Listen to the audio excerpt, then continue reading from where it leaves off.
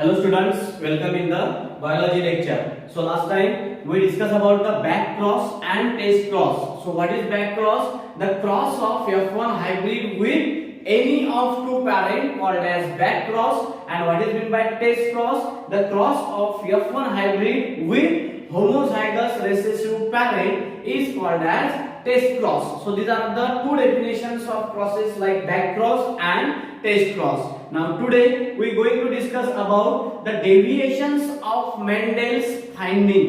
की जो मेंडेल आहे त्याने वेगवेगळ्या प्रकारचे एक्सपेरिमेंट केले आपल्याला माहिती आहे, वेगवेगळ्या प्रकारचे लॉज दिले, तर त्या लॉज वरून या मेंडेल्सनी काय काय फाइंडिंग केल्या तर त्याबद्दल आपल्याला पाहायचं आहे. सो टुडेज टॉपिक इज, आजचा जो टॉपिक आहे तो बघा. आजचा टॉपिक डेव्हिएशन म्हणजे काय. पहिली गोष्ट म्हणजे तुम्हाला टॉपिकचं नाव लिहायचे आहे. डेव्हिएशन म्हणजे काय तुम्हाला माहिती आहे की आपल्या जे मेंडेलचा जन्म आहे 1822 मध्ये झाला आणि मृत्यू केव्हा झाला 1884 मध्ये. पण या काळामध्ये त्याला चांगला सायंटिस्ट आहे असं कोणी ओळखलंच नाही. मग जेव्हा 1900 मध्ये ह्युगो डी व्हिस आणि कार्ल कोरेन्स नावाच्या शास्त्रज्ञांनी त्याची रिडिस्कव्हरी केली तेव्हा त्यांना समजलं की Mendel was a great scientist. मग त्यानंतर वेगवेगळ्या सायंटिस्टने वेगवेगळ्या प्लांट्सवर आणि वेगवेगळ्या ॲनिमल्सवर आपले एक्सपेरिमेंट केले जेनेटिक्सचे आणि त्यानंतर त्या मेंडेलला नाव दिलं त्यांनी father of genetics. Okay, so deviations from Mendelian finding. Deviations from Mendelian finding. Mendelian finding हा आजचा आपला टॉपिक आहे. Deviations from Mendelian finding.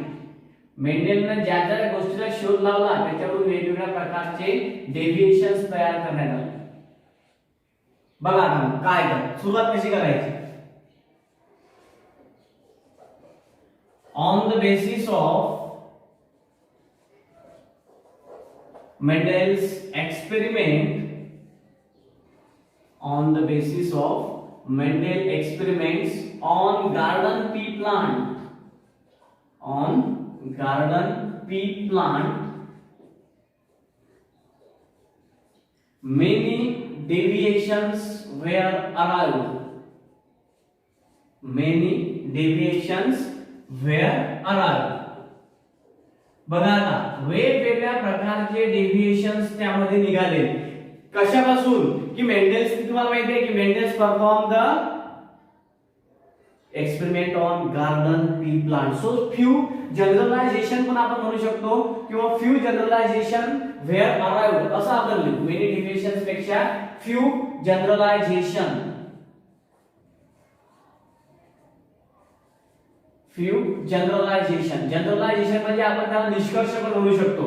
Few generalisations are arrived. मग आता कोणते कोणते जनरलायझेशन्स अराइव्ड झाले तर बघा आता फर्स्ट सिंगल ट्रेट. आता सिंगल ट्रेट म्हणजे तुम्हाला माहिती आहे की सिंगल कॅरेक्टर यापासून काय तयार होते सिंगल जीन. बघा कशा प्रकारचे निघाले सिंगल जीन. सिंगल जीन पासून एरो करून लिहायचं to अलिल्स,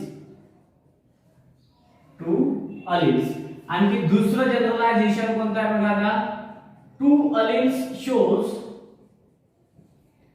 to alleles shows interaction, two alleles shows interaction. या दोन अलिल्स मध्ये काय होते इंटरॅक्शन होते आणि यामध्ये मग जो आहे एक allele in which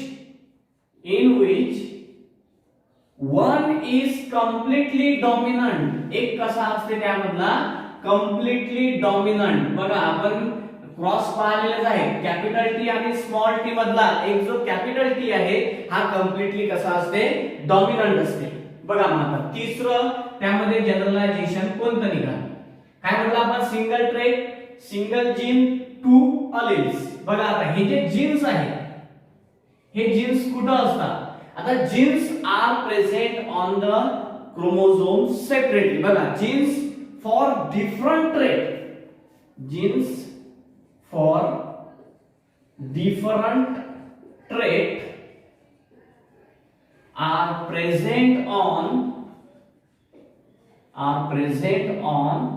different chromosome, are present on different chromosome. आणि आपण लॉ ऑफ इंडिपेंडंट असॉर्टमेंट मध्ये पाहिलं होतं की वेगवेगळ्या प्रकारचे इंडिपेंडेंटली असतात ते इथे लिहायचं की असॉर्ट इंडिपेंडंटली, असॉर्ट इंडिपेंडंटली. बघा काय पाहू आपण डेव्हिएशन फ्रॉम मेंडेलियन फाइंडिंग हा टॉपिक पाहू आलो. तर त्यामध्ये आपण म्हटलं की on the basis of Mendel experiment, on the basis of Mendel experiment on garden pea plant. आता माहिती आहे मेंडेलने कशावरती एक्सपेरिमेंट केला तर गार्डन पी प्लांट वरती. Few generalization were around. मग कोणते कोणते जनरलायझेशन आहे तर हे 3 जनरलायझेशन आहे. सिंगल ट्रेट, ट्रेट म्हणजे काय character, it is a specific feature of an organism. Single gene, what is gene, gene is a specific segment of DNA. Then 2 alleles. त्यानंतर हे जे 2 अलिल्स असतात this 2 alleles show interaction in which one is completely dominant. The genes for different trait are present on different chromosome assort independently. So these are the 3 generalization. Okay. त्यानंतर जसा जसा वेळ निघून गेला, जसा जसा वेळ निघत गेला बघा आता काय with the passage of time, जसा जशी वेळ निघून गेली तशा तशा प्रकारचे वेगवेगळ्या प्रकारचे डेव्हिएशन्स वेगवेगळ्या सायंटिस्टने आपल्या समोर आणले. With the passage of time many deviations were observed. बघा with the passage of time, with the passage of time many deviations. बघा जसा जसा वेळ निघून गेला म्हणजे समजा आता मेंडेलचा मृत्यू तुम्हाला माहिती आहे केव्हा झालेला आहे 1984 मध्ये. जसा जसा वेळ निघून गेला तशा तशा प्रकारे वेगवेगळे डेव्हिएशन्स जे आहेत deviations were observed, deviation were observed in post Mendelian era, post Mendelian era. आता बघा शब्द लक्षात ठेवा मी कोणता पोस्ट मेंडेलियन इरा. पोस्ट म्हणजे काय मेंडेलचा मृत्यू झाल्यानंतरचा जो काळ आहे त्याला म्हणतात पोस्ट इंडिपेंडंट इरा. आता प्री मेंडेलियन इरा म्हटलं म्हणजे काय मेंडेलच्या आधीचा काळ आणि पोस्ट म्हणजे काय नंतरचा काळ. जेव्हा मेंडेलचा मृत्यू झाला त्यानंतरचा जो इरा आहे त्यानंतरचा जो काळ आहे त्याला म्हणतात पोस्ट मेंडेलियन इरा. त्यामध्ये काय झालं बघा आता मग with the passage of time जसा जसा वेळ निघून गेला many deviation were observed, वेगवेगळ्या प्रकारचे डेव्हिएशन ऑब्झर्व झाले in post Mendelian era and then it is called as, मग नंतर याला काय म्हणण्यात आलं याला स्पेशल नाव देण्यात आलं. then it is called neo Mendelism, neo मेंडेलिझम. बघा न्यू मेंडेलिझम म्हणजे काय की मेंडेलच्या नंतरचा जो इरा आहे post Mendelian era is called as new Mendelism. काय झालं मग पोस्ट मेंडेलियन इरा मध्ये तर with the passes of time many deviation were observed in post Mendelian era and this is called as then it is called as new Mendelism. त्याला काय म्हणतात new मेंडेलिझम. नंतर बघा on the basis of these observation, on the basis of these observation, आता बघा या ऑब्झर्वेशनच्या basis वरती आता आणखी एकाची निर्मिती झाली त्याला म्हणतात जीन इंटरॅक्शन. बघा काय झालं तर on the basis of this observation different patterns, different patterns of gene interaction. बघा वेगवेगळ्या प्रकारच्या जीन इंटरॅक्शनचा पॅटर्न काय झाला तर इथं डिस्कवर झाला. बघा काय सांगितलं on the basis of these observations different patterns of gene interaction were observed, were observe. मग ही जी जीन इंटरॅक्शन आहे ही किती प्रकारची आहे बघा आता gene interaction are of 2 types, are of 2 types. बघा आता कोणत्या कोणत्या प्रकारची आहे दॅट इज पहिली आहे इंट्रास्पेसिफिक जीन किंवा इंट्राजेनिक जीन इंटरॅक्शन. इंट्राजेनिक किंवा त्याला दुसरं नाव आहे आणखी इंट्राजेनिकला म्हणता इंट्रा अलेलिक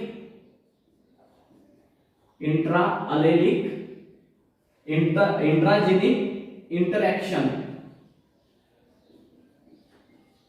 अँड दुसरी जी आहे ती आहे इंटरजेनिक आणि तिचं दुसरं नाव आहे नॉन अलेलिक इंटरॅक्शन. बघा दोन प्रकारच्या इंटरॅक्शन आहेत आता. कोणत्या कोणत्या? एक म्हणजे इंट्रा शब्द आला म्हणजे समजून चालायचं की सेम, आणि इंटर शब्द आला म्हणजे समजून चालायचं की तिथं काय आहे, नक्कीच डिफरंट आहे. इंट्रा स्पेसिफिक मतलब म्हणजे काय?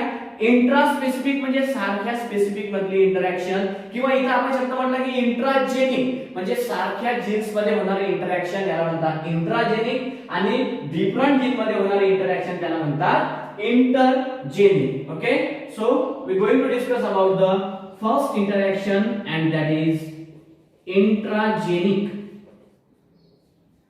or it is called as intraallelic interaction. आता या दोन डेफिनेशन मध्ये फक्त एकच शब्द लक्षात ठेवणं तुमच्यासाठी महत्त्वाचं आहे. एक म्हणजे सेम, दुसरं म्हणजे डिफरंट. सेम म्हणजे काय? सेम येईल इंट्रा मध्ये आणि डिफरंट येईल कशामध्ये? इंटर मध्ये. तर पहिली जीन इंटरॅक्शन जी आहे ती कोणती आहे? Intragenic gene interaction. बघा आता काय आहे? द इंटरॅक्शन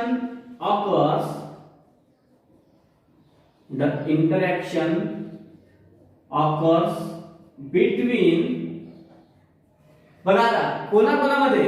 मी आधी सांगितलं तुम्हाला की इंट्रा म्हणजे सेम लक्षात ठेवायचं आणि इंटर म्हणजे काय? डिफरंट लक्षात ठेवायचं. The intragenic occur between the alleles of same gene. The interaction occurs between alleles of same gene, same खाली भी अंडरलाइन के same gene is called intragenic interaction. Intragenic interaction. बघा आता काय आहे या दोन डेफिनेशन मधला फरक म्हटलं म्हणजे हा एक शब्द सेमच्या जागी आपल्याला काय करावं लागेल? दुसऱ्या डेफिनेशन मध्ये फक्त काय टाकावं लागेल? Different. What is intragenic interaction? The interaction occurs between alleles of same gene is called as intragenic interaction. And look at the examples of intragenic gene interaction. Incomplete dominance,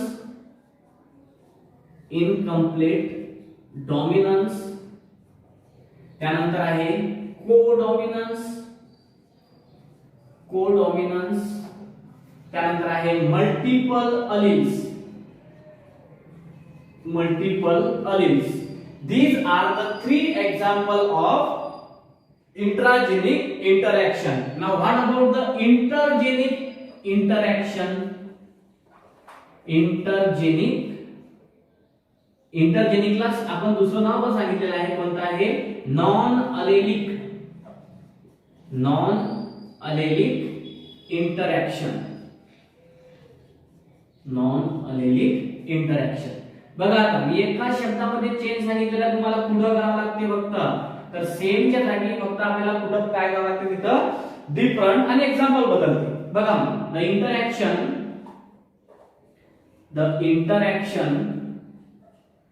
occurs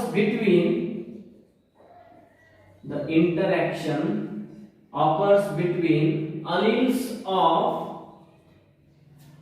of same च्या जागी काय करावं लागेल आपल्याला? इथं different.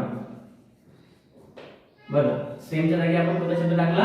Different. Gene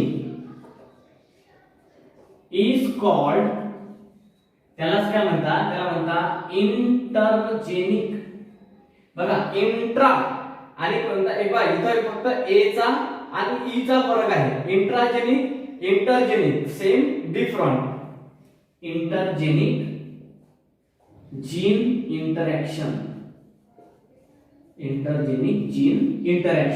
मग आता याचे एक्झाम्पल्स बघा कोणते कोणते आहेत तर एक्झाम्पल्स प्लिओट्रॉपी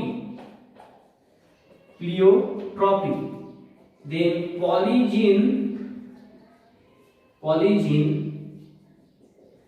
एपिस्टॅसिस, त्यानंतर supplementary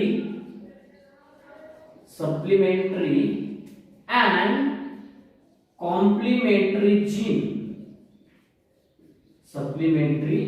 complementary gene. These are the examples of intergenic interaction. बघा आपण काय काय सांगितलं यामध्ये, काय काय पाहिलं. पहिली गोष्ट म्हणजे आपल्या ही काय आहे, deviations from Mendelian finding. So on the basis of Mendel experiment performed on garden pea plant, some generalization म्हणजे निष्कर्ष, some generalization were arrived. कोणते कोणते निष्कर्ष निघाले मग, की single gene gives rise to single trait, gives rise to single gene, two alleles, then two alleles show interaction in which one is completely dominant, then gene for different traits are present on different chromosome asort independently. Then with passage of time, जसे जसा वेळ निघून गेला तेव्हा काय झालं बघा आता, with the passage of time many deviations were observed in post Mendelian era and then it is called as neo Mendelism. Now on the basis of these observations, या ऑब्झर्वेशनच्या बेसिस वरून काय तयार झालं बघा आता, on the basis of this observation different patterns of gene interaction were observed. Gene interaction are of two type, intragenic त्याला म्हणतात intra अलेलिक interaction and intergenic त्याला म्हणतात नॉन अलेलिक इंटरॅक्शन. दोन डेफिनेशन मध्ये एका शब्दाचा फरक आहे. इंट्राजेनिक इंटरॅक्शन म्हटलं म्हणजे काय, the interaction occur between the alleles of same gene and inter म्हणजे काय, the interaction occur between the alleles of different gene is called as intergenic gene interaction. बघा मग याचे एक्झाम्पल्स कोणते कोणते आहेत, incomplete dominance, codominance, multiple allele. these are the examples of intragenic interaction. Then polygenic inheritance, then polygene epistasis, supplementary and complementary gene are the examples of intergenic gene interaction. आता या gene interaction मधले आपल्याला 4 point describe करायचे आहे. आता म्हणजे आपले जे चॅप्टर आहे 50% चॅप्टर तुम्हाला सांगितलं मी की आपला ऑलरेडी झालेला आहे. तर या 50% चॅप्टर मध्ये आपल्याला हे जे समोरचे 4 पॉइंट आहेत ते कोणते डिस्क्राइब करायचे आहे. एक म्हणजे इनकम्प्लीट डॉमिनन्स, कोडॉमिनन्स, मल्टिपल अलील आणि प्लिओट्रॉपी. हे 4 पॉइंट आपल्याला डिस्क्राइब करायचे आहे. ओके, तर बघा मग आता आपण इनकम्प्लीट डॉमिनन्सला सुरुवात करूया. आता आपल्याला काय पाहायचं आहे, इनकम्प्लीट डॉमिनन्स.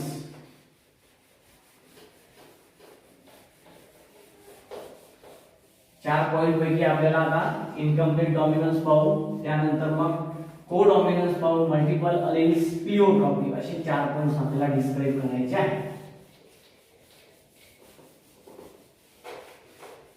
एकदम सिंपल आहे, काही लोक आहे तरी फक्त तुम्हाला जर इनकम्प्लीट डॉमिनन्स जर आला तर तुम्हाला त्याच्यावरून ऑटोमॅटिकली कोडॉमिनन्सचा पार्ट हा येऊन जातो. तर बघा आपल्याला दोन पाहायचे आता. एक म्हणजे या साइडनी करू आपण इनकम्प्लीट डॉमिनन्स,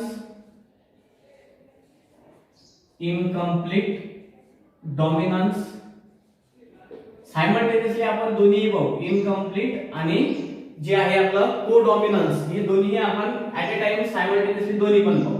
इनकम्प्लीट डॉमिनन्स आणि दुसरं जे आहे ते पाहायचं आपल्याला कोडॉमिनन्स.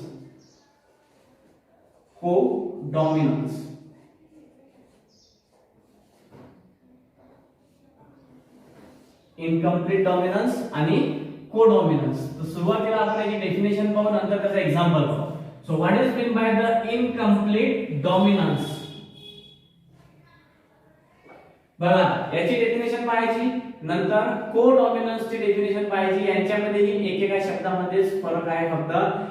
जर तुम्हाला इनकम्प्लीट ची डेफिनेशन जर आली तर तुम्हाला कोडॉमिनन्स ची डेफिनेशन याला काही प्रॉब्लेम येणार नाही. बघा मग आता काय होते यामध्ये, in incomplete dominance both the pairs of allelomorphic are expressed partially equally, दोन शब्दांचा फरक आहे फक्त, या साइडला राहील पार्शियली आणि या साइडला राहील इक्वली. बघा मग काय होतं, in incomplete dominance both pair of an allelomorphic gene, allelomorphic pair. बघा लक्षात घ्या काय सांगतो मी, in incomplete dominance, in incomplete dominance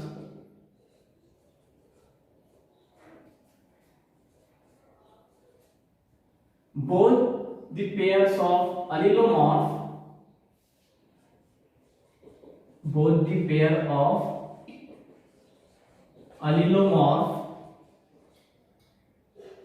express themselves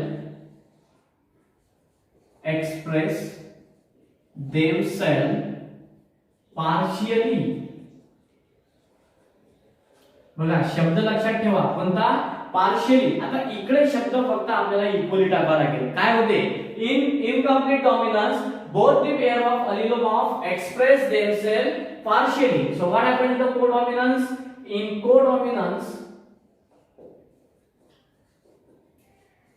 codominance both the pairs of allelomorph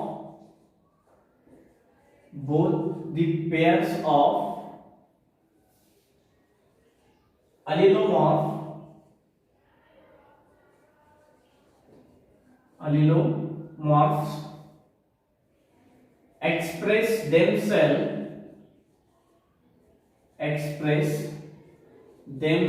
म्हणजे काय, स्वतः. themselves इकडे पार्शियली आहे, इथं करायचं इक्वली. बघा काय फरक आहे, फक्त एका शब्दाचा, पार्शियली इक्वली.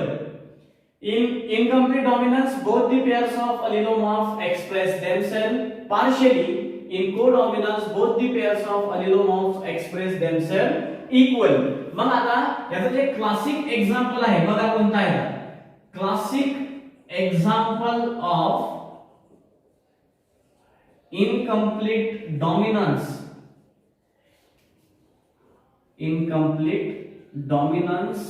is mirabilis जलापा. आता हे जे मिराबिलिस जलापा आहे याला 4 o'clock पण प्लांट म्हणतात. 4 o'clock प्लांट काय म्हणतात, कारण की याला 4 वाजता फुलं येतात म्हणून याला म्हणतात 4 o'clock plant.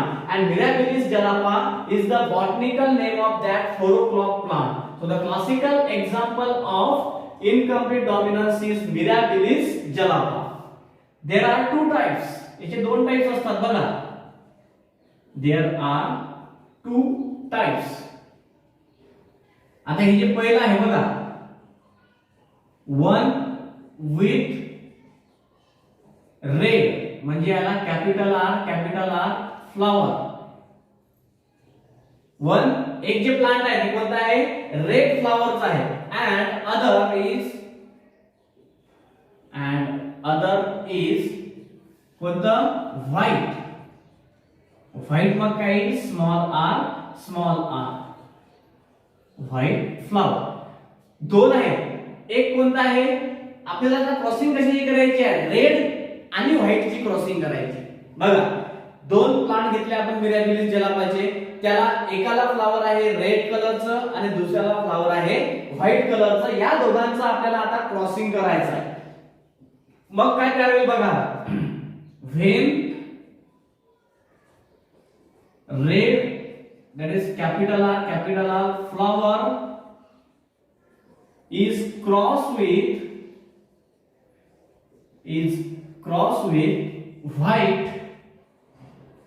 white small r flower, then F1 hybrid is pink. F1 hybrid कसा तयार होईल, तिथं पिंक तयार होईल. बघा जर समजा तुम्ही लाल कलर आणि पांढरा कलर या दोघांचं जर मिक्सचर जर केलं तर त्यापासून तयार कोणता होते, तर पिंक कलर, गुलाबी कलर तयार होते. तर when red flower is cross with white flower then F1 hybrid is pink. F1 hybrid कोणता तयार होते, पिंक तयार होते. बघा मग आपली प्रोसिजर कशी आहे, तर फिनोटाइप पहिले काय घ्यायचे, फिनोटाइप. नंतर काय घेत असतो आपण, जीनोटाइप. आधी फिनोटाइप घेतो, नंतर जिनोटाइप घेतो, नंतर त्यांचे काय काढतो आपण, गमिट्स काढतो. बघा फिनोटाइप कोणते आहे, रेड फ्लावर याचं क्रॉसिंग केलं आपण कोणासोबत, व्हाईट फ्लावर सोबत क्रॉसिंग केलं. बर मग याचे जिनोटाइप काय येतात, कॅपिटल आर, याचे स्मॉल आर. मग यातला आपण कॉमन कोणतं काढला, कॅपिटल आर, स्मॉल आर. आणि जे F1 जनरेशन होते त्या F1 जनरेशन मध्ये जे F1 हायब्रिड तयार होईल ते F1 हायब्रिड कसं तयार होईल, मग F1 हायब्रिड हे पिंक कलरचं तयार होईल. कोणत्या कलरचं तयार होईल, पिंक कलरचं. And this is the F1 generation. F1 generation मध्ये जे F1 हायब्रिड तयार होईल ते कशा कलरचं होईल, पिंक कलरचं. मग आपण याचे गमिट्स काढत असतो, capital R and small r, these are the two male gametes and two female gametes. This is the separation of F1 hybrid. त्यानंतर आपण काय करतो, त्यानंतर आपण त्याची पुनेट स्क्वेअर तयार करत असतो. आपल्याला माहिती आहे की पुनेट स्क्वेअर कशा प्रकारे तयार करतात. तर बघा आता आपल्याला इथं पुनेट स्क्वेअर तयार करायची. याच्या समोर वाटलं आपण मग त्याचा फिनोटिपिक आणि जिनोटिपिक रेशो पण लिहू शकतो. पुनेट स्क्वेअर तयार करा आधी. बघा आपल्याला पुनेट स्क्वेअर तयार करायचे आहे. दोन मेल गमीट आहेत आपल्या जवळ आणि दोन काय आहे, फिमेल गमीट आहेत. कोणते दोन मेल आणि कोणते दोन फिमेल गमीट आहेत ते आधी लिहून घ्यायचे. बघा मग हा असा क्रॉस मारल्यानंतर इकडे आपल्याला दाखवायचा मेल गमीट, इकडे दाखवायचा female gamete. Capital R, small R, these are the male gamete. Capital R, small r, these are the female gamete. करा मग crossing. Capital R, capital R, capital R, small R, capital R, small r, small r, small r. This is red. This is pink. This is also pink. And this is white. ठीक आहे. मग याचा phenotypic ratio काय होईल बघा. Phenotypic ratio काढायचा आपण. Phenotypic ratio म्हटलं म्हणजे आपल्याला कसं येईल बघा. आता मग red is to pink is to white. मग रेड किती आहे, 1, पिंक किती आहे, 2 आणि व्हाईट किती आहे, 1. It means phenotypic ratio of incomplete dominance is 1:2, 2:1. मग आपल्याला पाहायचं आहे जिनोटिपिक रेशो काढायचा आहे. मग जिनोटिपिक रेशो कसा होईल, capital R is to capital R, small R is to small R. This is also 1:2, 2:1. बघा ना, कॅपिटल आर चे कॉम्बिनेशन 1 आहे, कॅपिटल आर स्मॉल आर चे कॉम्बिनेशन 2 आहे, स्मॉल आर चे कॉम्बिनेशन 1 आहे. रेड 1 आहे, पिंक 2 आहे आणि व्हाईट 1 आहे.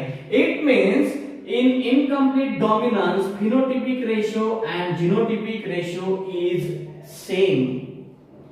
जसं आपला मोनोहायब्रिड क्रॉस मध्ये फिनोटिपिक रेशो आला होता 3:1 आणि जिनोटिपिक रेशो आला होता 1:2, 2:1. तशा प्रकारचा कार्यक्रम नाही आहे इथं फिनोटिपिक रेशो आणि जिनोटिपिक रेशो हे दोन्हीही इनकम्प्लीट डॉमिनन्स मध्ये कसे असतात तर सारखे असतात. बघा ना, आपण पहिले जिनोटाइप घेतले, फिनोटाइप घेतले, आधी आपण रेड फ्लॉवरचं क्रॉसिंग आपण व्हाईट फ्लॉवर सोबत केलं, त्याचे जिनोटाइप घेतले, त्याच्यामध्ये गमिट्स काढले, दोघांचं क्रॉसिंग F1 जनरेशन मध्ये केल्यानंतर F1 हायब्रिड तयार झालं ते पिंक कलरचं.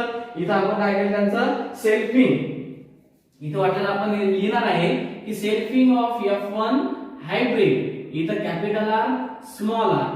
काय केलं आपण इथे ऍक्च्युअली यांचं selfing of F1 hybrid.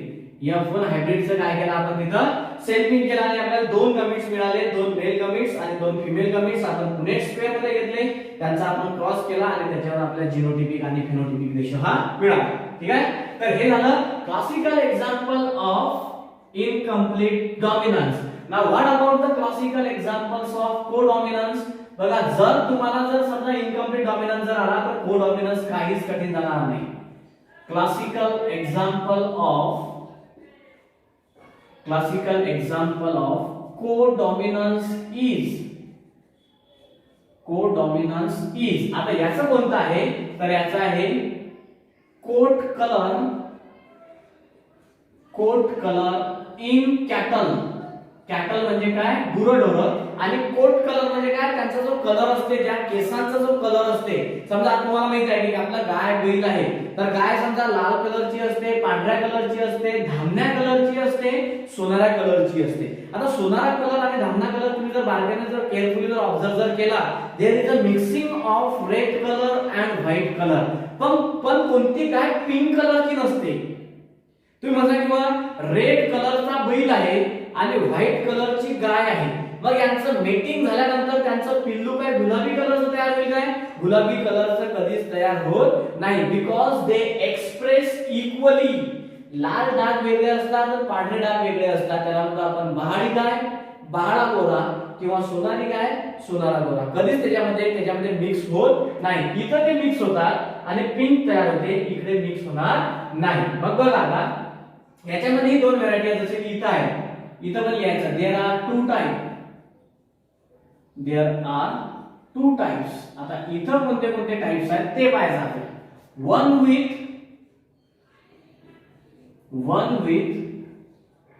Red capital R coat colour. म्हणजे यांचे हेअर्स कसे असतात, मग रेड कलरचे असतात. One with red coat colour and other जी आहे अदर विथ व्हाईट.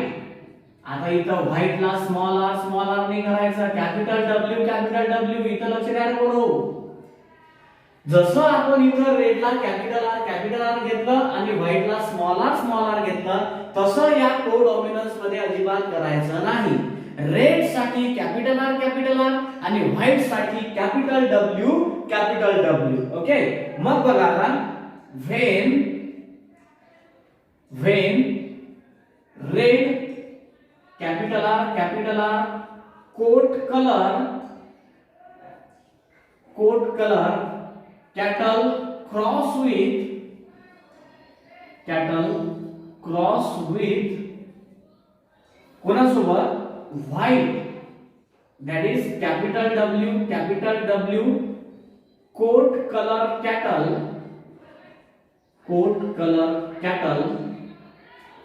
then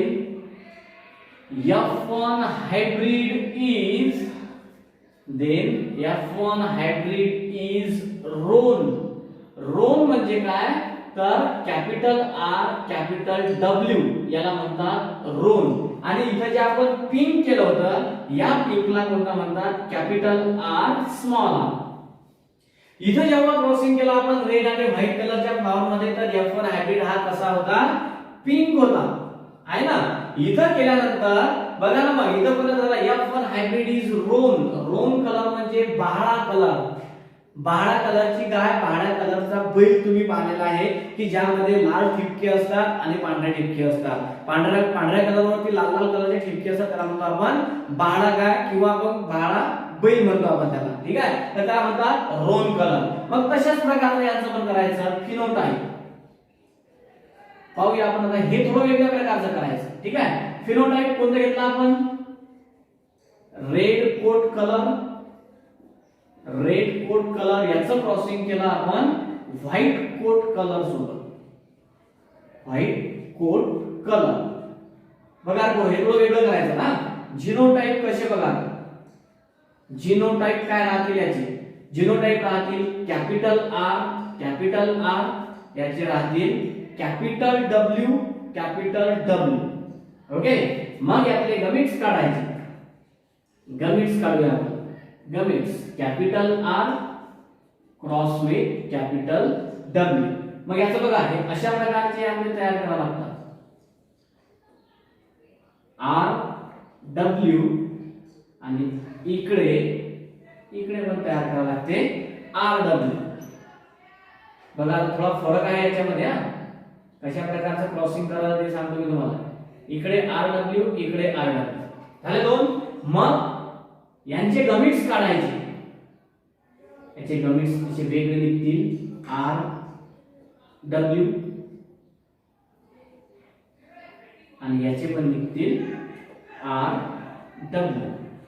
मग यांचं क्रॉसिंग करावं लागेल आपल्याला. R W this are the gametes. हे काय आहे, गमिट्स आहे. आणि हे इथं जे झालं हे कोणतं झालं F1 जनरेशन, थोडं वेगळ्या प्रकारचं क्रॉसिंग आहे. मग पहिल्याचा क्रॉस तिसऱ्याशी करायचा, पहिल्याचा क्रॉस चौथ्याशी करायचा, दुसऱ्याचा क्रॉस तिसऱ्याशी आणि दुसऱ्याचा क्रॉस चौथ्याशी, अशा प्रकारचे हे क्रॉस करायचे. मग काय करायचे बघा आता इथे काय काय झालं, कॅपिटल आर कसा बघा ना, कॅपिटल आर इथे काय काय झाला, कॅपिटल आर कॅपिटल डब्ल्यू, बरोबर आहे. इथे काय काय झाला, कॅपिटल आर कॅपिटल डब्ल्यू, इथे झाला कॅपिटल डब्ल्यू. मग हा कोणता आहे, दिस इज द रेड. हे दोन काय झाले, these are the roan and this is the white. ठीक आहे. मग बघा आता याची फिनोटिपिक आणि जिनोटिपिक रेशोची कशी भानगड आहे. फिनोटिपिक रेशो कोडॉमिनंटचा फिनोटिपिक रेशो कसा आहे बघा आता, red is to roan is to white. काय आला मग हा 1:2:1.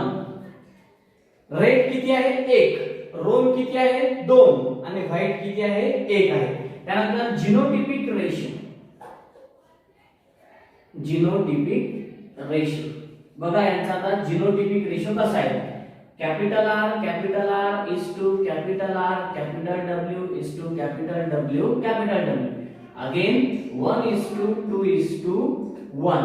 This is the genotypic ratio of codominance. It means in codominance also phenotypic ratio and genotypic ratio is same, and that is 1:2:1.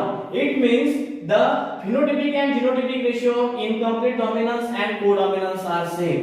दोघांचाही phenotypic ratio genotypic ratio याचा phenotypic आणि genotypic ratio हा कसा आहे, सारखा आहे.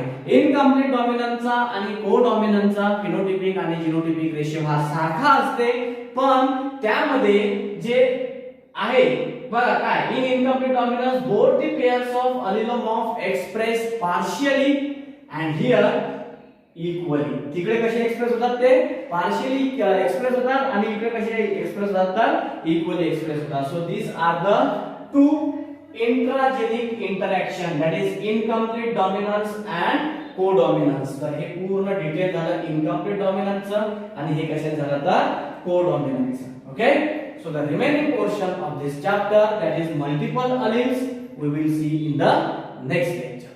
Thank you.